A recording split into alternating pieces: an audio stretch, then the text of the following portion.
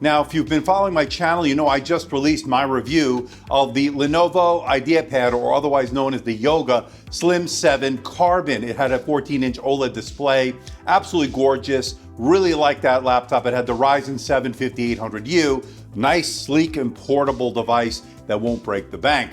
If you didn't check it out, link will be in the description below. But I have something today in terms of a full review that I've been using for the past 2 weeks. It's its bigger sibling. It's the Lenovo IdeaPad Slim 7 Pro 16-inch laptop with a gorgeous 2.5K touchscreen display, 120 Hertz. It's got the Ryzen 7 5800H processor, and it has a discrete GPU, the RTX 3050. I've been using it for the past few weeks as my main laptop, and I've been very impressed with it. Hey everybody, it's Andrew, and this is my review of Lenovo IdeaPad Slim 7 Pro 16-inch laptop with the AMD Ryzen processor. Coming up.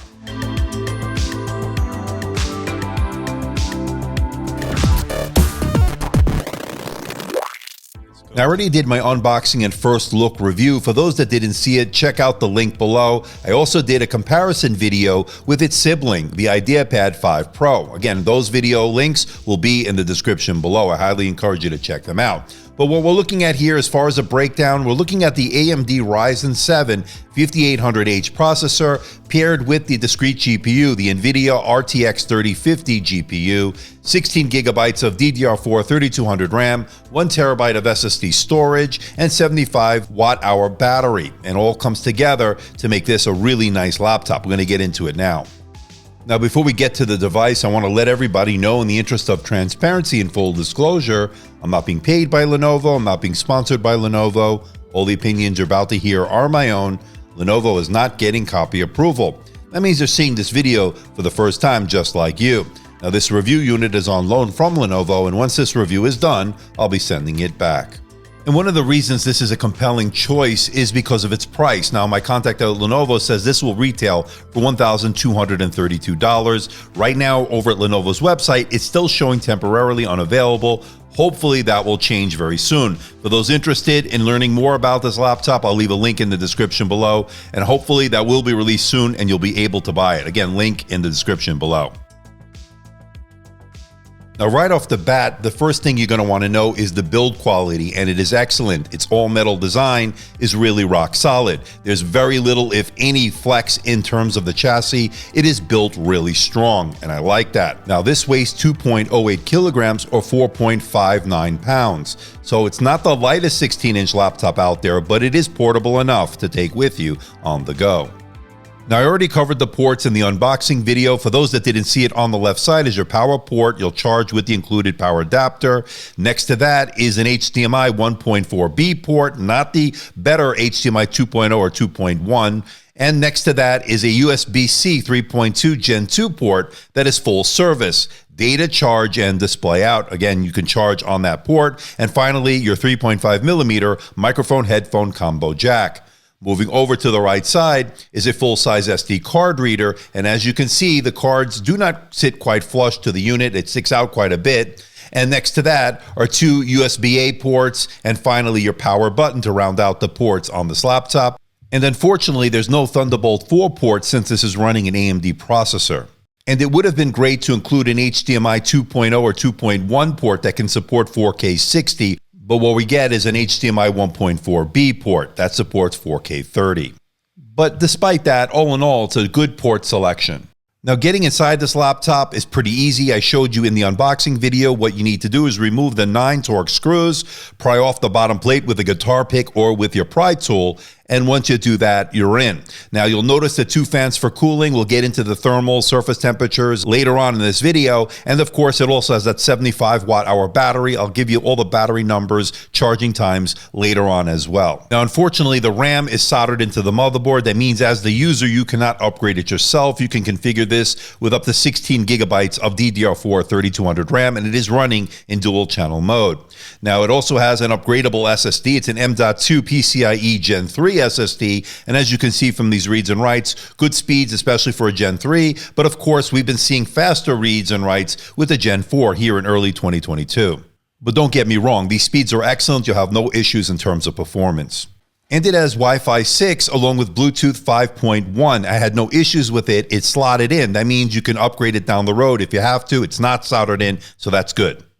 And again, I had no issues with either the Wi-Fi or the Bluetooth. They both worked really well in the few weeks that I've had this laptop. Now, this is packing a 75 watt-hour battery, and that's actually on the small side for a 16-inch laptop. We've seen other laptops in this category with bigger batteries, and it did 7 hours and 54 minutes on my continuous web surfing test over Wi-Fi at 115 nits. So what does that mean in real-world mixed usage? You're probably looking at anywhere from 5 to 6 hours, maybe 6.5 hours, depending on what you're doing. Everybody's use case is a little bit different, so your mileage may vary. Please keep that in mind. But as you can see, as you compare it to some of the others in the 16-inch category, it didn't do quite as well. So that's just something you'll have to be aware of.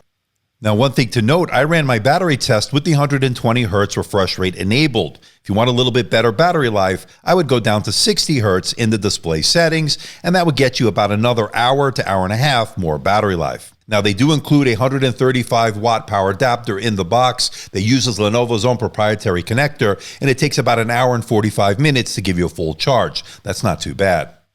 Okay, let's talk about performance. And as I mentioned earlier, this is running the AMD Ryzen 7 5800H processor paired with that NVIDIA RTX 3050 graphics card. It has 4 gigabytes of GDDR6 VRAM. It also has 16 gigabytes of DDR4 3200 RAM running in dual channel mode. This translates into a very capable machine, good for everyday use, Microsoft Office, email, web browsing, consuming media, watching Netflix, Amazon, YouTube has been really great. It also has really good capabilities in terms of video editing, doing 1080p video editing, even 4K video editing you can do on this with Premiere Pro or DaVinci Resolve. Not the most extreme performance, but definitely capable in doing those tasks. Now, when it comes to gaming, this is really not a gaming laptop per se, but the RTX 3050 is capable of producing some pretty good and playable frame rates on certain settings. Of course, as you can see, some of the more popular titles, you definitely get playable frame rates, so it's good in that regard. And when I ran the Prime 95 stress test to see if this will thermal throttle under heavy load, I noticed the CPU would turbo boost to about 3.6 gigahertz and reach a core temperature of only 71 degrees Celsius. That's actually pretty low. And then I would notice it would drop down to anywhere between 3.1 or 3.3 gigahertz, maintaining very good clock speeds even under maximum load. And I never saw it get overly hot. So it maintained that 71 degrees Celsius, which tells me very little thermal throttling and very good temperatures on this laptop, even under heavy load. So you're going to get good performance out of the CPU-GPU combination. And as you notice, the surface temperatures never get overly hot, never too hot to the touch, so you can use this on your lap without any issues. And as far as the fan noise is concerned, you will notice them ramp up under heavy load, but never getting overly loud. Let's give it a listen.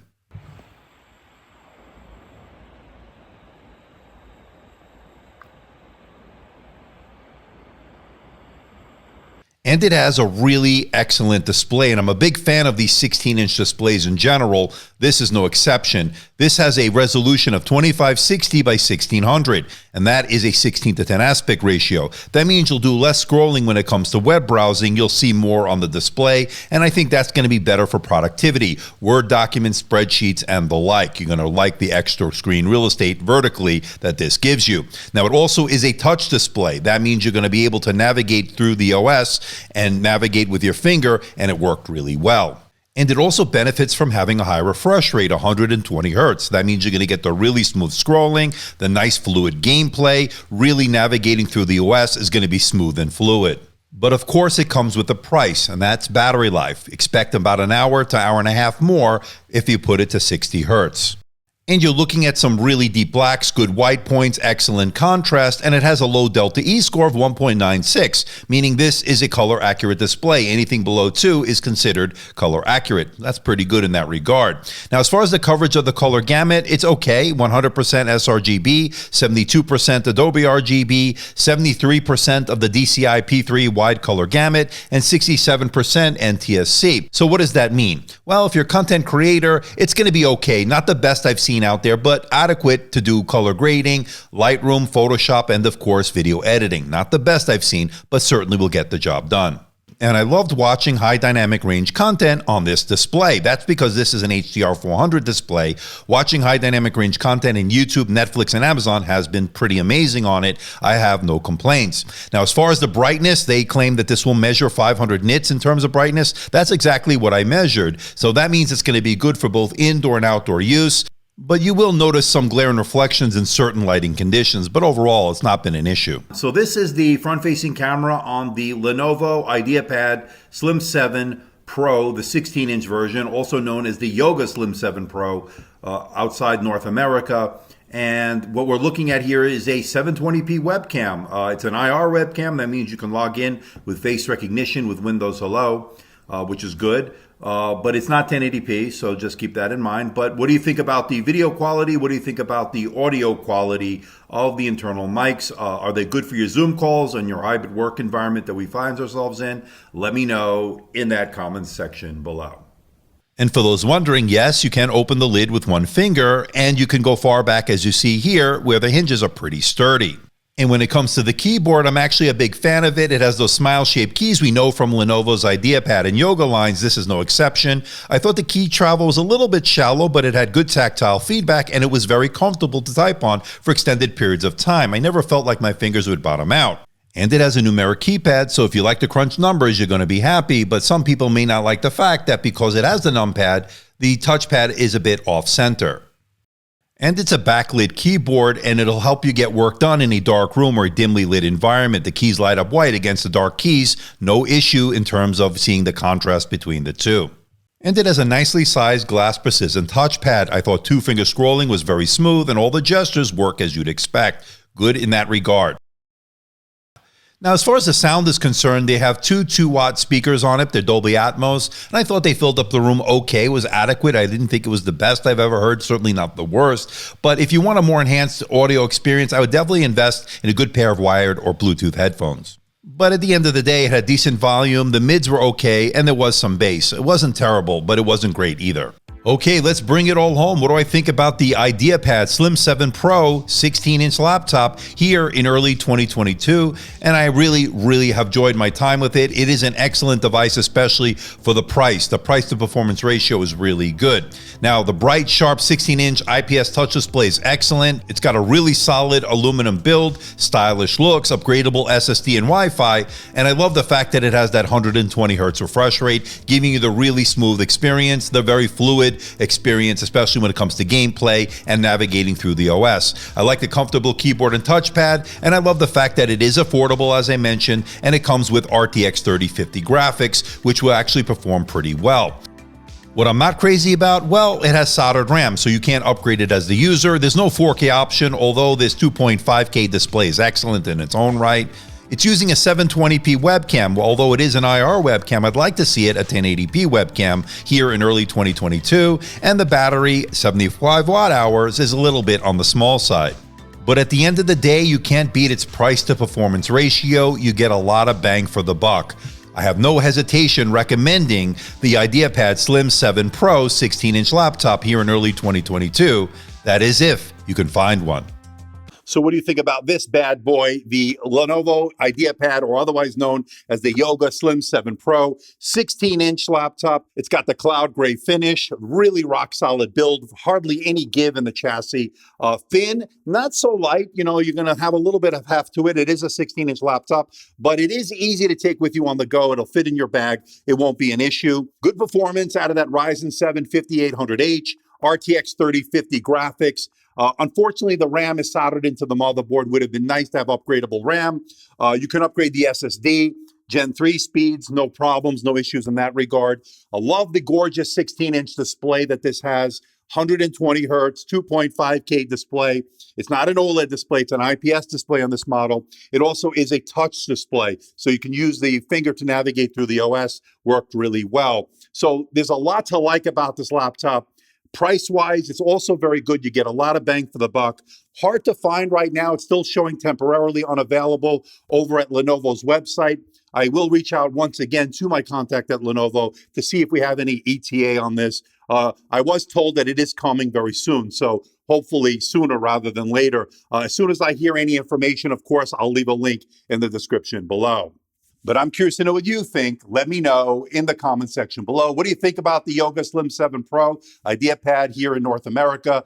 I really like it. I think it's a great price to performance ratio, a lot of bang for your buck, and I think it's one you want to pay attention to. Again, I want to know what you think. Let me know in that comment section below. So please hit the like button, please subscribe, please share this video. Don't forget to leave a comment in that comment section below. Let me know how I'm doing. Let me know if there's a device or something out there you think I should review. I'll do my best to try to make that happen. Don't forget to check me out on Facebook, Twitter, Instagram, and of course, my website, amdtechreviews.com. So until next time, this is Andrew from AMD Tech. See ya.